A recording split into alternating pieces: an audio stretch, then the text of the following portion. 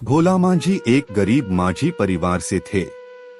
उनका छोटा सा गांव था जहां मुश्किल से 70-80 परिवार रहते थे। गरीबी उनके जीवन का हिस्सा थी, लेकिन भोला मांझी के सपने बहुत बड़े थे। वे खुद पढ़े लिखे नहीं थे, फिर भी वे चाहते थे कि उनके बच्चे पढ़ लिख कर एक अच्छा जीवन जिए। भोला मांझी की 2 बेटियां थीं, रीना और मीना। रीना बड़ी थी और मीना छोटी। दोनों पढ़ाई में बहुत तेज थीं। खासकर मीना बचपन से ही मेहनती और समझदार थी। रीना ने 8वीं कक्षा पास की और 9वीं में नामांकन कराया।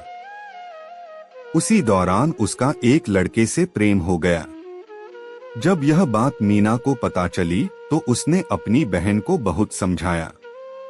मीना बोली, दीदी यह सब ठीक नहीं है।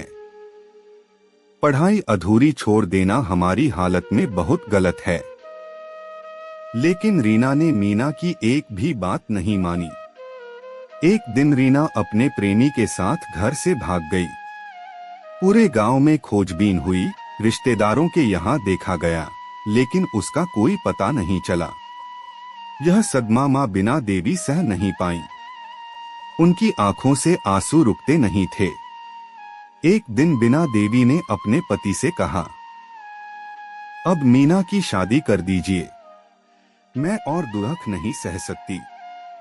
लेकिन भोला मांझी ने कठोर दिल दिखाया, न खुद के लिए बल्कि अपनी बेटी के भविष्य के लिए। उन्होंने कहा, नहीं, मैं मीना को पढ़ाऊंगा, उसे पुलिस अफसर बनाऊंगा। मीना ने भी अपने पिता के सपने को अपना सपना बना लिया। गरीबी, ताने, कठिनाइयां सब सहकर उसने पढ़ाई जारी रखी। दिन रात मेहनत की और आखिरकार मीना पुलिस अफसर बन गई।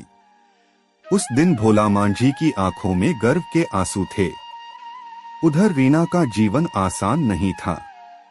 शहर में उसे उसके प्रेमी ने छोड़ दिया। अकेली, बेबस और टूटी हुई रीना मजदूरी करने लगी। कई सालों बाद उसी गांव का एक आदमी काम की तलाश में शहर गया। वहां उसे रीना मिली।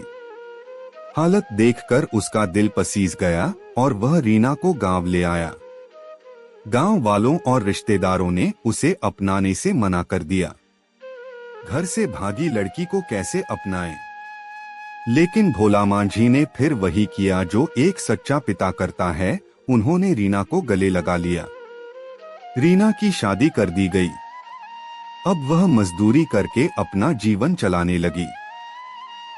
उसका चेहरा हंसता था, लेकिन आंखों में हमेशा पछतावे और टूटे सपनों की उदासी रहती थी। भोला मांझी ने अपनी दोनों बेटियों के लिए जो सहा, वह कोई नहीं समझ सका।